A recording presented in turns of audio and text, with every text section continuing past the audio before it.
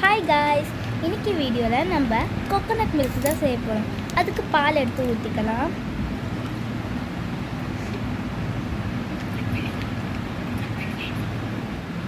கொஞ்சம் தண்ணி, ice water, அதுக்கப்புறம் பார்த்திங்கன்னா coconut powder, next nuts powder,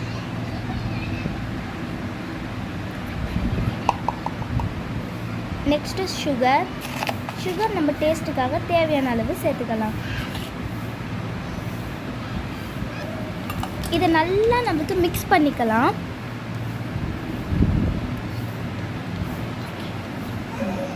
அடுத்தது கொக்கோ பவுடர் சேர்த்துக்கலாம்.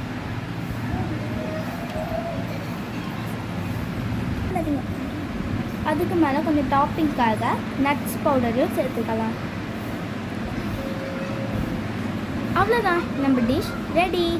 இதோ உங்களுக்காக. இதை நீங்களும் வீட்டில் ட்ரை பண்ணி பாருங்கள். இந்த சம்மருக்கு ஒரு சூப்பரான கோகோனட் ட்ரிங்காக இது இருக்கும்.